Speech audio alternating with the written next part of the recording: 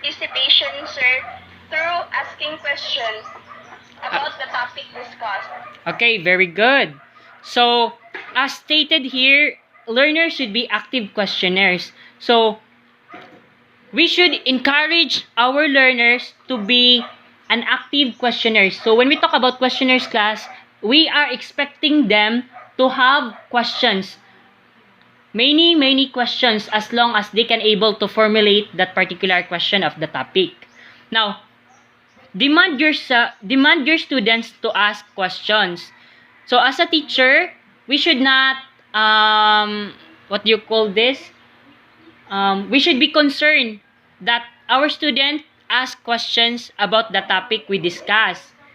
Learners should practice directing questions not only to you but also to their co-learners. So we should practice our learners that they should not only ask questions to us teacher but also for their classmates also. You should give other students the time to develop answer to the question that their co-learners have posed. So keep in mind that in that discussion, you do not always provide a ready answer. You want the voices of your students to be at the center of every classroom session. After hearing a response from one student, follow up challenging it to another learner for feedback. This prompts students for further participation. So, in this particular consideration class, we have a learners to learners question. Do you get me, class? Yes, sir. Yes, sir. Oh, okay. Let's let's encourage our learners not to ask only to the teacher questions, but also to his or her classmates. So, let's try this class ha. Okay, mag-try ta. For the topic teaching by asking, Miss Rolida, try to ask your classmate, Miss Rolinda, Miss Satoros, about his idea about the topic today. Sige daw. Mag-try ta. Atong i-apply. Okay. Miss Rolida. Oh. Miss Rolida, ask question to Miss Satoros. For you, Miss Satoros, how important is questioning? I'm teaching by question. Teaching by asking. Asking. Okay. Is Miss Satoros around? Wala. Wala, no? Yes, sir. Na siya? Wala. Yes, sir. Sige. Okay, Miss Satoros, please answer the question of Miss Rolida. Can you repeat? Okay. Repeat the question ko no, Miss Rolida. For you, Miss, how important is teaching by asking?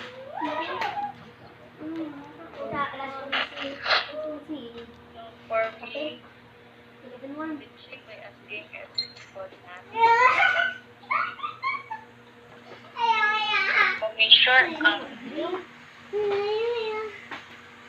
To measure the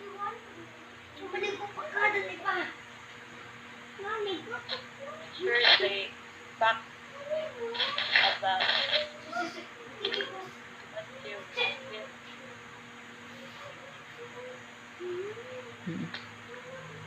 Okay, I'll help. So, Miss Satoros is Miss Rolinda. Miss Satoros is trying to say is that in your question, how important teaching by asking for her, and she is trying to say that teaching by asking is a great help for the learners and also for the teachers to validate if that learner is learning about the topic. Sakto ba, Miss Roslinda? Ay, Miss Rolida? Yes, sir.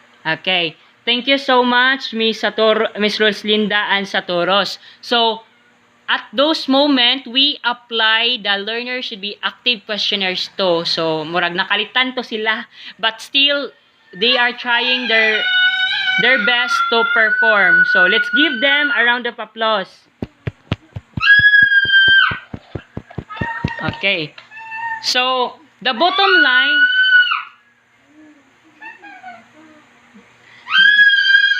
So the bottom line here, class, in learner should be active questionnaire is that we should not only ask students or our learners should not only ask questions to the teacher but also to his or her classmates. Do you understand? Yes, sir. Yes, sir. Okay. Now, now class, this question is for everyone, ane. In your own understanding, what do you mean by teaching by asking? Please state your surname. Inad, sir. Binad? Inad. Inad. Sige. Yes, go ahead, Miss Inad. In my own understanding, teaching by asking is measuring the student's learning, and also it is the teacher's guide to know if the students are really gaining knowledge in everyday discussion. That's all, sir. Okay, very good. Let's give Miss Inad a round of applause. Who has an idea, class? Another. How about this one? What are the carefully considered ideas in framing essential questions? Unsa man to sila? Tong 5. We have avoid one word question. Okay. Another, foster.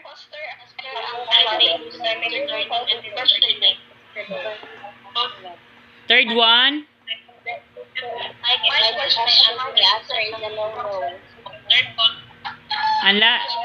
ikaw pa, frame questions. And lastly,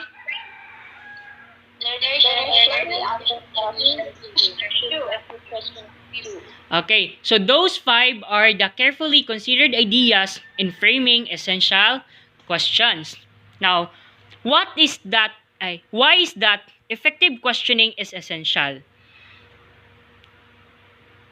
For you, class, why is that effective questioning is essential? Rolida, sir. Okay, yes, Miss Sorilida. It seems like Miss Sorilida is trying to get more points here.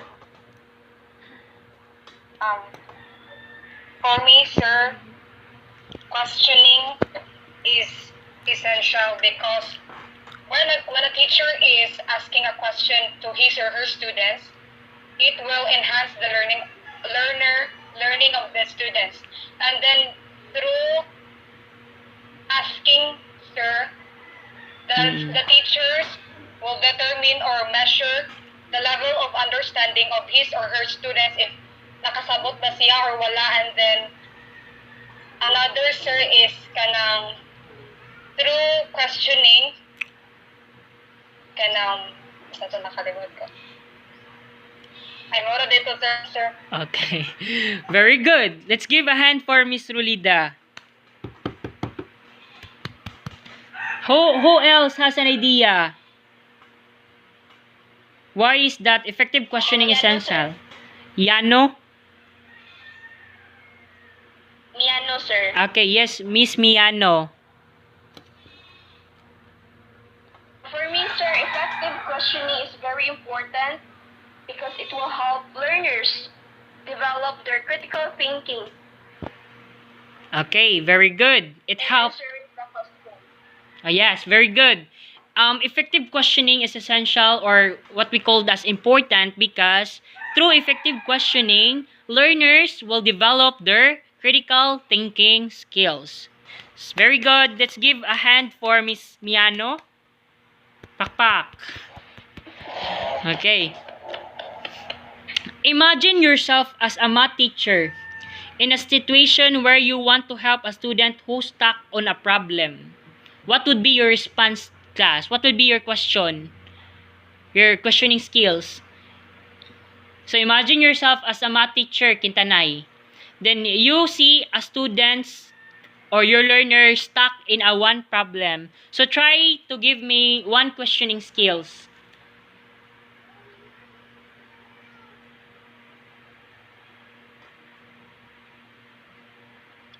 Unya na lang na class, ato ra nang ikuan unya, ato ra nang experience unya. Ani sa ta sa last question. How will you appreciate the essence of the art of questioning in your life?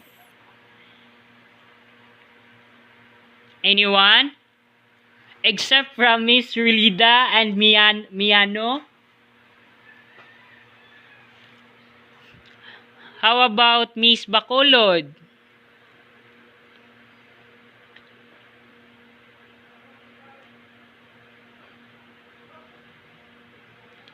Anyone, class, who has an idea?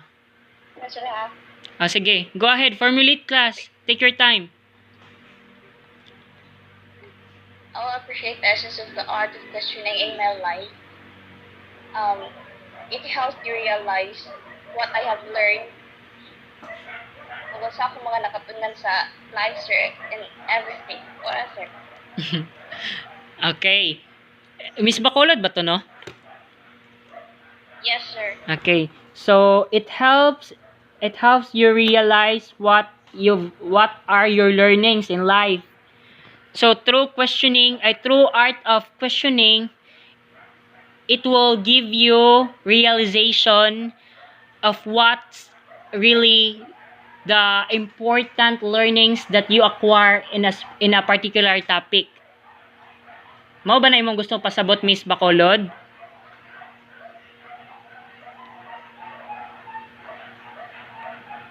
Okay. Another class. How about Miss Casalta?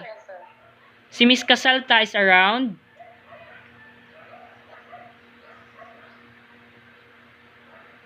Okay, kinsa pa? Kinsay gusto? Rolida? Another hand naman, let's give Miss Rolida, let's give the chance to the other, ha. Then I'll get back to you if wala na gyud mo answer. How about si Miss Estravelio? 4 points ni class. Duyog. Wala. Okay, let's hear the idea of Miss Rolida. Okay, dara, si Miss Satoros. Okay, go ahead, Miss Satoros. I will appreciate the essence of the art of questioning in my life.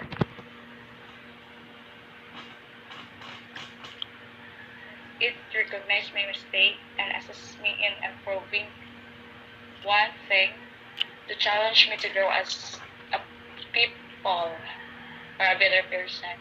And to motivate me to learn new things. Okay, very good. So, thank you, class, for participation. You really understand our topic for today. So, as a summary of our topic or our lesson for today, teachers can effectively facilitate a meaningful discussion by asking the right questions. Questioning is a beautiful art which scaffolds student learning. In this strategy, it is important that you have already created a learning environment that is open to questioning. Now, let's practice exercise. Dili pa day class, let's experience pa day class. So, I have here the table. Maklaro ninyo ang gi-present, class? Yes, sir. Yes, sir. Okay. Yes, sir. The table provides of classroom scenarios along with possible questioning techniques. So in the left we have classroom scenario, and on the right we have questioning techniques. Now, please read the classroom scenario, everyone. You want You want to help students who got stuck on a problem. Okay, so you want to help a student who got stuck on problem. So what would be your questioning techniques or skills aniya nga problem? The first one is, what part of the problem is difficult to understand? So, mo na exact nga question nga dapat nimong that you should ask to the students in order to answer the classroom scenario. Like, what part of the problem is difficult to understand? Like, you are asking what part of the topic or lesson that the students they are having a hard time to understand, so that you can answer it easily.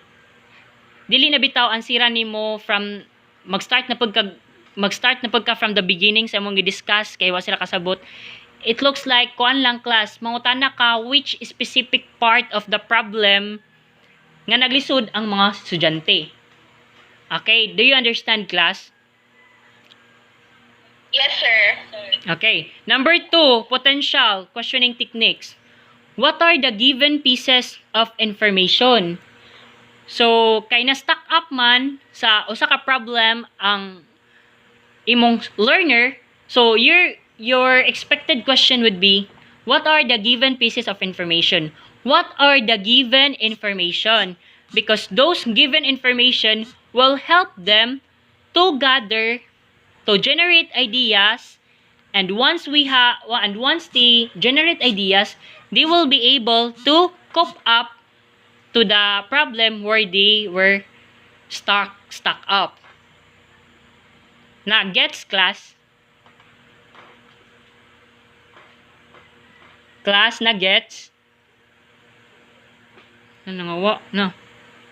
Are you still? sir. Okay. Yes, sir. How about the third one? Please read, everyone. Can you identify some strategies to help you understand the problem? Okay. Can you identify some strategies to help you understand the problem? So, when our learners is stuck on a particular problem, our question would be, can you identify some strategies to help you understand the problem? If maka-identify sila, if dili sila ka-identify, let's proceed to that. Another question would be, would drawing a diagram help? So as a teacher, we should extend our effort more. If dili pa gyud nila ma-understand bitaw, class ang problem, basin masabtanan nila kung mag-drawing na bitaw ta, class.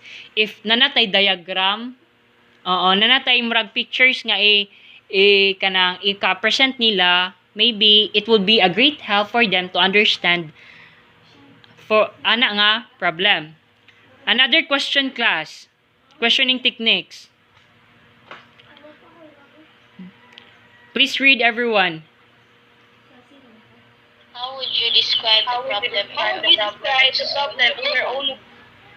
In your own words. So, let the students nga na stuck up sa problem describe in his own words the problem, because maybe mali iyang pagsabot, then as a teacher ana nakamo enter nga imo i-correct iyang pagsabot. So it's really a great help. It's really a great help, this kind of questioning techniques. And last question on techniques. Please read, everyone. What happens? if we target with smaller Number. Okay. What happens if you try it with smaller numbers? Because maybe ang problem kintanay, class, is nag-start siya multiplication. Ay, butang nato naman addition kintanay ang problem sa teacher. Unya galisod ang estudyante kay kanang nag-start siya og dagko. bitaw, nag-start og discuss ang teacher og dagko like 10 plus 10, 2 digits naman na sila class. So maglisod ang mga grade 1 students ana kay na pa man siguro na sila sa first digit. So mangutana ta sa tong students nga if ever let's try to mag-start ta og smaller numbers like 1 plus 1, 2 plus 2, 4. O, di ba? Dali ra na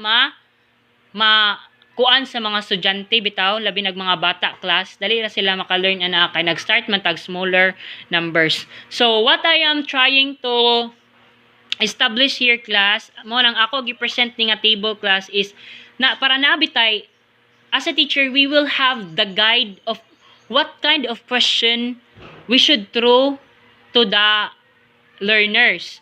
Because as again, not all questions are created equal and not all questions could be answerable by yes or no and could be tend them to have critical thinking. So these questioning techniques will help the classroom scenario accomplish, or I mean these questioning techniques will help the students overcome the problem. So, do you understand class? Para asa dyan yung questioning techniques? Do you still with me, class? Yes, sir. Okay. So, I hope so, class. Now, for your application. So, same rani class ha? Okay, listen to me, class. We are done with the discussion. So, let's have your application. I will just send this practice application or practice exercise sa atong kuan ra ha, Facebook group class, and you will going to answer. So, the same rani siya diri class sa classroom scenario questioning techniques. So, in your application, you need to supply the table with an appropriate questioning techniques to address the indicated classroom scenarios. At least 5 questioning techniques nga inyong mag-gather for this particular scenario. Naget ba? Nakuha ra? Class? Yes, sir. Okay. So that would be your first activity for this lesson. And for your assignment class, ako ra gyapon ni siyang i-post sa atong Facebook group. Okay. Please read everyone the question. What strategies would you... What strategies would you apply to handle ask questions? Okay. What strategies would you try if you suspect the students who do not understand the lesson are hesitant to ask questions? So at least kuan lang class, 10 sentences. Okay ra, pwede ra po siya i-bullets ninyo in a form of question bitaw. Plus ganiha, pwede ra po to. Pwede ra po ninyo i-paragraph. Basta 10 sentences o 10 bulleteds. Am I clear? Yes, sir. Okay, I will just post it in our Facebook group with the corresponding deadline and points. And for your group project or group work, so this project would serve as your semi-final project and your performance-based task. So please read everyone. Imagine that your group multiplication of whole numbers. Write a script with all the scaffolding questions you have to ask to regular correct multiplication. Okay. So imagine that you are going to teach multiplication of whole numbers. Write a script containing all the scaffold questions that you will ask to lead your students to correct multiplication rules. So, similar na ni siya ani class. Ganian na ninyo pag-answer. Pero karon, dili na siya kuan. Dili na siya individual. But instead, by group. So, ako lang isend sa GC kung kinsa inyong mga kauban sa kagrupo ha. Pag tinabangay mo class. Am I understood? Yes, sir. Yes, sir. Okay. So, any clarifications, violent reactions, and questions about our topic for today, class, before we end? None, sir. None, sir. None. So, I am expecting, class, that you that you understand our topic for today because it's quite, kuan ba class? It's quite difficult gamay, but I trust you class nga what do you mean? Na-acquire ninyo ang atong objectives for today. So, let's give ourselves a round of applause. Now, I will end my class today with this quote. Every good educator knows that true teaching is to teach kids how to ask the right questions. It's a inspirational quotes by Yuta Phillips. Okay, thank you for watching. So you may now class, turn on your camera, balik ta for the pictorials. Char, pictorials ka na. Okay.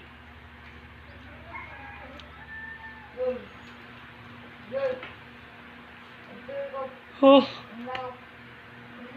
Ka-video bitaw jud ko class. Kaya wala si ma'am. Okay, picture ta. Gi-video ni mo ko. Okay. Please turn on your camera.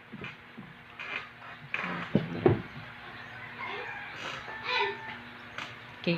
Class, please turn on your cameras for pictorial. Okay.